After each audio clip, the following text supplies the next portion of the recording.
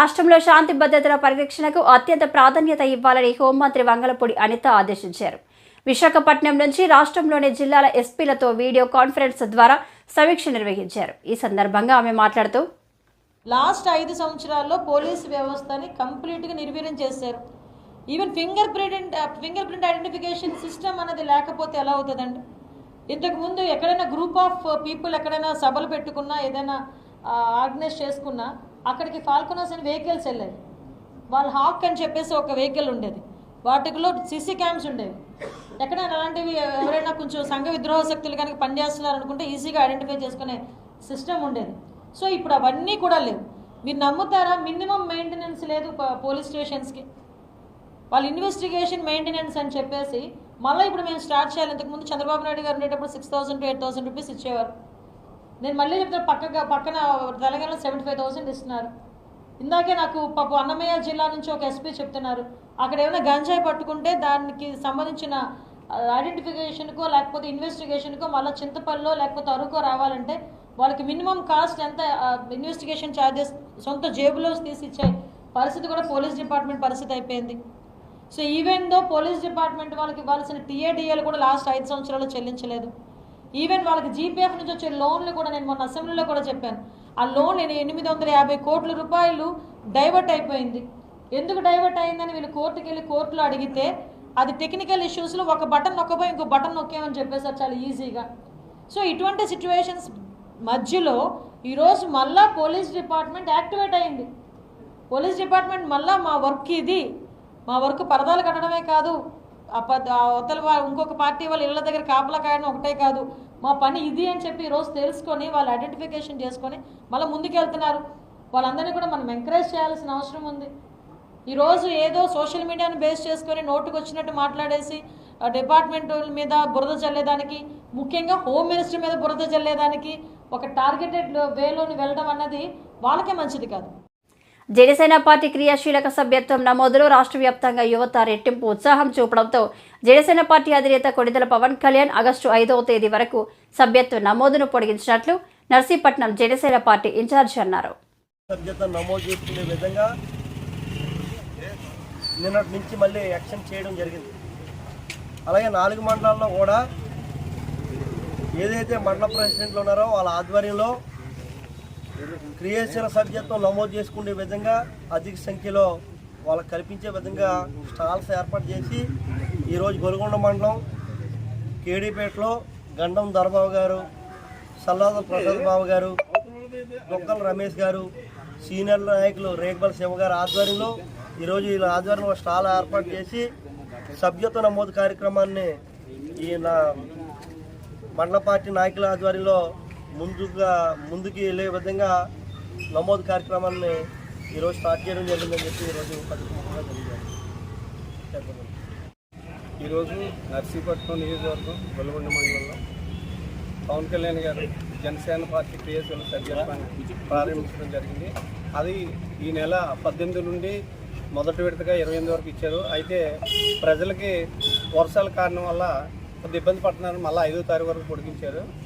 ఈ సభ్యత్వం అనేది ప్రతి ఒక్కరికి కూడా చాలా అవసరం. ఎందుకంటే ఈ సభ్యత్వం తీసుకున్న వాళ్ళకి ఇంతవరకు ఏ పార్టీ కూడా ఎలా పెట్టలేదు. బీమా అనేది వాళ్ళకి ఏదైనా ప్రయాణాల్లో కానీ పార్టీల్లో కానీ ఎక్కడికైనా వచ్చినప్పుడు ఏదైనా జరిగితే ప్రమాద బీమా అనేది 5 లక్షలు పెట్టారు. అలాగే ఏదైనా దెబ్బలని తగిలితే 50,000. అందుకని ఈ సభ్యత్వం ఏంటంటే ప్రతి ఒక్కరు కూడా ప్రజలు సభ్యత్వాన్ని తీసుకొని జనసేన పార్టీ ఆశయాలు సిద్ధాంతాలు ముందుకు తీసుకెళ్ళాలని, అలా క్రియాశీలకంగా పార్టీలో బాగా ఎదగాలని ప్రతి ఒక్కరిని కోరుకుంటున్నాం. అదే ప్రతి ఒక్కరు కూడా చేయించుకోవడం అనేది చాలా అవసరం. ఎందుకంటే ఇది రోజు మనకి యావరేజ్గా నెలకి 50 రూపాయలు కూడా పట్టలేదు. ఇది పవన్ కళ్యాణ్ పెట్టింది ఏంటంటే కుటుంబాలను భద్రత కల్పించడం అనేది జరిగింది. ప్రతి ఒక్కరు కూడా మరొకసారి ఏంటంటే మేము ఈ పార్టీ తరఫున గొల్లగొండ మండలం నుంచి మేము తెలియజేసేది ఏంటంటే మా రాజాని వీర సూర్యచంద్ర గారు ఈరోజు ఇక్కడ మళ్ళీ ప్రారంభించడం జరిగింది కనుక ప్రతి ఒక్కరు కూడా ఈ సభ్యత్వాన్ని నమోదు చేసుకోవాలని మరొకసారి వినయపూర్వకంగా కోరుకుంటున్నాం. ధన్యవాదాలు. తెలంగాణలో రైతులకు రేవంత్ సర్కార్ ఇవాళ మరో గుడ్ న్యూస్ చెప్పబోతుంది. రుణమాఫీ 2వ విడత జూలై 30న విడుదల చేసింది. జిల్లాల వారీగా రుణమాఫీ పొందిన వారి వివరాలు చూస్తే నల్లగొండ జిల్లాలో 51,515 రైతుల ఖాతాల్లో 514 కోట్లు జమ చేసింది మా సర్కార్.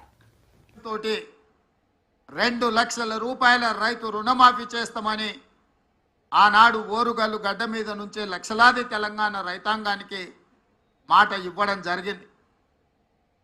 రైతు డిక్లరేషన్లో మేము మాట్లాడిన అంశాలను చాలామంది టీవీల ముందు పేపర్ల ముందు అవహేళన చేస్తూ ఈ దేశంలో ఎవరూ చేయలేదు, తెలంగాణ రాష్ట్రంలో గత ప్రభుత్వం 2014లో 1 లక్ష రూపాయల రుణమాఫీ చేస్తా అని మొదటి విడత కాదు 5 సంవత్సరాలు 60 నెలలు 4 విడతల్లో చేసి చివరికి అసలు కంటే మిత్తి ఎక్కువయి రైతుకు ఇచ్చిన 1 లక్ష రూపాయల రుణమాఫీ కూడా మిత్తిలకే సరిపోయి అసలు బకాయి అట్లనే ఉండే విధంగా ఆనాటి పరిస్థితులు.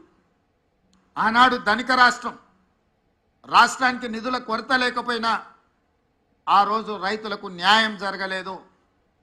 మళ్ళీ రెండవసారి కూడా అదే వాగ్దానంతో ముందుకొచ్చి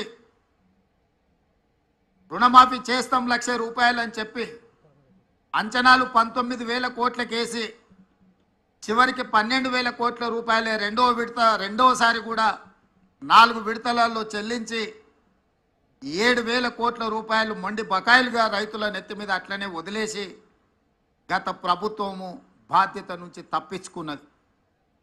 ఏది ఏమైనా 2 విడతలుగా కలిసి 10 సంవత్సరాలు 120 నెలలు కలిపితే కూడా 25,000 కోట్ల రూపాయలు గత ప్రభుత్వం చెల్లించలేకపోయింది. మేము అంచనాలేసి బ్యాంకుల నుంచి వివరాలు తెప్పించుకొని కమర్షియల్ బ్యాంక్సే కాకుండా అగ్రికల్చరల్ బ్యాంక్స్ నుంచి కూడా రైతులకున్న అప్పుల వివరాలు తెచ్చుకున్నప్పుడు 31,000 కోట్ల రూపాయలు దాదాపుగా లెక్క తేలింది. మంత్రివర్గ సమావేశంలో 31,000 కోట్ల రూపాయల రుణమాఫీ చేసి తీర్థమన్నప్పుడు అప్పుల్లో కూరుకుపోయిన తెలంగాణ రాష్ట్రం, ఆర్థిక సంక్షోభాన్ని ఎదుర్కొంటున్న తెలంగాణ రాష్ట్రం ఏ విధంగా ఈ రైతులకు రుణం? అమరావతిలో ఇంత జరుగుతున్నా డిప్యూటీ సీఎం పవన్ కళ్యాణ్ ఎందుకు స్పందించలేదు అని వైసీపీ నేత కొట్టు సత్యనారాయణ డిమాండ్ చేశారు. ఆయన ఈరోజు మీడియాతో మాట్లాడుతూ రియల్ ఎస్టేట్ కోసమే అమరావతి, ప్రజలను మోసం చేయడానికి కూటమి ప్రభుత్వం అని అన్నారు. రైతులు మీరు చెప్పిన మాయ మాటలు నమ్మారు, కానీ మేము ఇంత ఓపెన్గా ఒక స్వచ్ఛమైన పరిపాలన అందించి ప్రతి ఒక్కరిని ఆదుకున్నాం, పార్టీలకు అతీతంగా ఆదుకున్నాం, కులాలకు అతీతంగా ఆదుకున్నాం అన్న పరిపాలనని మర్చిపోయారు. అయినా సరే రాజకీయాల్లో ఉన్నాం కాబట్టి ప్రజాస్వామ్యంలో గెలుపుకోవటంలో సాధ్యం అనుకున్నాం. ఇంక మళ్ళీ ప్రజల పక్షాన రైతుల పక్షాన నిలబడి ఇవాళ మళ్ళీ రైతులకు ఏదో రకంగా ఉపశమనం కలిగించేలాగా ఒత్తిడి తీసుకురావాలని మేము కూడా మరి ప్రయత్నం చేస్తా ఉన్నాం. మరి ఇటువంటి పరిస్థితులు జరుగుతూ ఉంటే ఇక్కడ ఉన్న ప్రజాప్రతినిధి గాలికి వదిలేసాడు, మా దగ్గర డబ్బులు లేవు, ప్రభుత్వం దగ్గర డబ్బులు లేవని చేతులు ఎత్తేసి, ప్రభుత్వం ఏమో అసెంబ్లీ జరుగుతుండగా ఇంత ఉపద్రవం వస్తే దీనికి సంబంధించిన ఒక హామీని, అష్యూరెన్స్ని అసెంబ్లీలో ప్రకటించకుండా రైతులకు ఇన్పుట్ సబ్సిడీ ఈ నెలలోనే రిలీజ్ చేస్తామనో లేదా ఆగస్టులో రిలీజ్ చేస్తామనో చెప్పకుండా, రైతులకు విత్తనాలు ఇస్తామని చెప్పకుండా, ఇన్సూరెన్స్ నష్టాన్ని అందిస్తామని చెప్పకుండా, గత ప్రభుత్వం వాళ్ళ అధికారంలో ఉన్నప్పుడు ఇచ్చిన బాండ్లకు సంబంధించి ఎప్పటిలోగా ఆ బాండ్లు రియలైజేషన్లకి తీసుకొస్తారు, ఎప్పటిలోగా ఆ బాండ్లకు సంబంధించిన డబ్బులు చెల్లిస్తారని చెప్పకుండా పారిపోయే ప్రయత్నం చేస్తా ఉన్నారు. అక్కడ ఎమ్మెల్సీ కౌన్సిల్లో మరి ఈ పథకాలన్నీ వాళ్ళు ఇచ్చిన సూపర్ 6 హామీలన్నీ కూడా ఎగ్గొట్టేసినట్టుగా చూద్దాం వచ్చే సంవత్సరానికి ఎలా ఉంటుందో చూద్దామని తప్పించుకునే పరిస్థితికి వెళ్తా ఉన్నారు.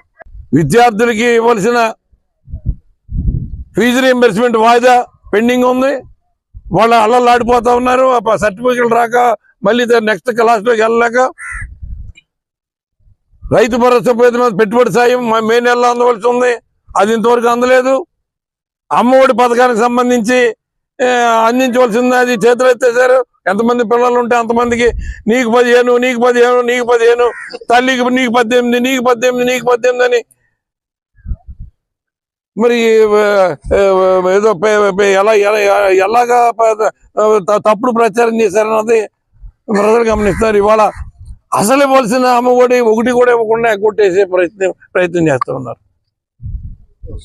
ఇది వసతి దీవెనకి సంబంధించి 10,000 రూపాయలు రావాల్సి ఉంది స్టూడెంట్కి, అవి రిలీజ్ చేయలేదు. అన్నీ ఏదైతే ప్రభుత్వం ద్వారా జరగవలసిన ఈ నోటిఫికేషన్ వచ్చి ఈ కోడ్ ఆఫ్ కండక్ట్ ఉండటం వల్ల ఇవ్వకుండా ఆగినాయి. దాని డబ్బులన్నీ కూడా ప్రభుత్వం రెడీగా పెట్టి ఉంచింది. మీరు వచ్చేటప్పటికి 7,500 కోట్లు ఖజానాలో డబ్బులు నిలవ పెట్టింది. మీరు దిగిపోయినాడికి 100 కోట్లు ఉన్నాయి.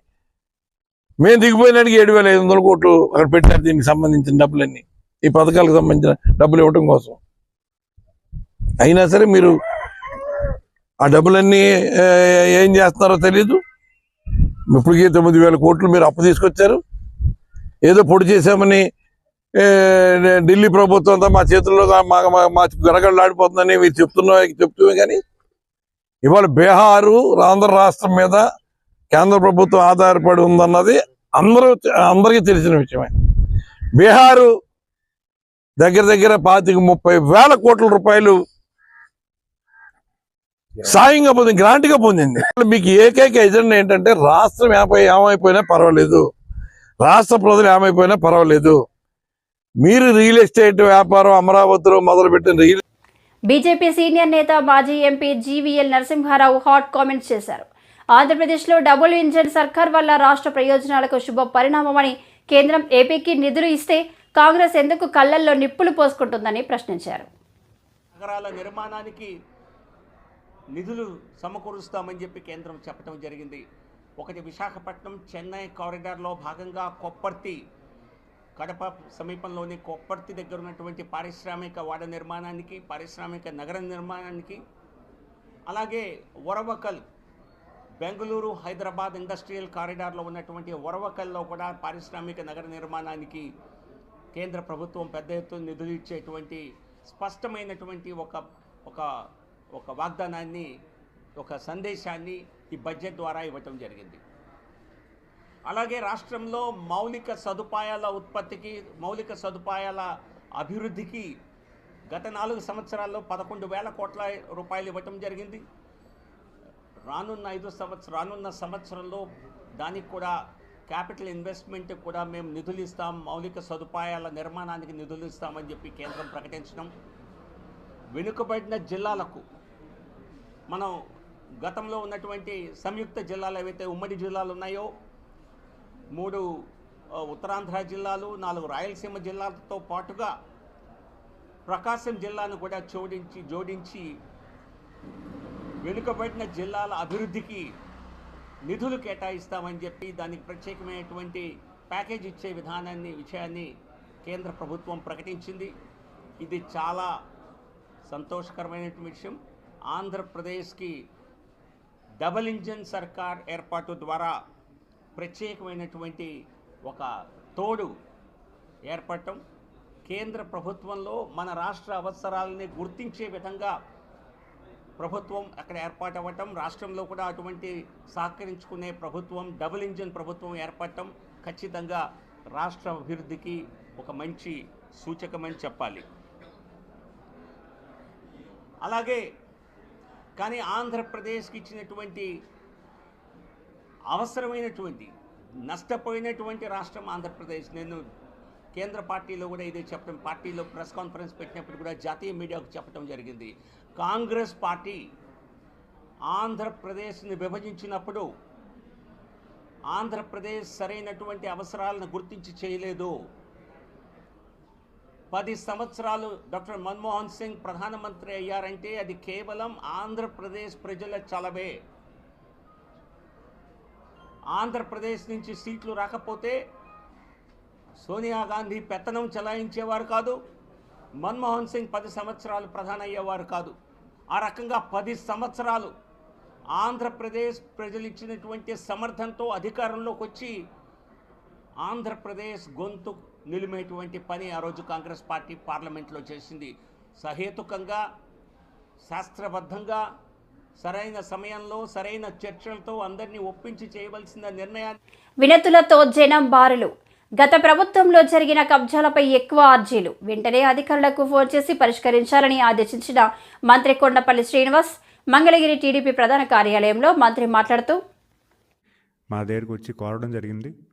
మేము వెంటనే సంబంధిత ఎమ్మెల్యే గారు కానీ కలెక్టర్ గారు కానీ ఫిర్యాదు చేసి దాని మీద ఒక యాక్షన్ తీసుకోమని చెప్పడం జరిగింది.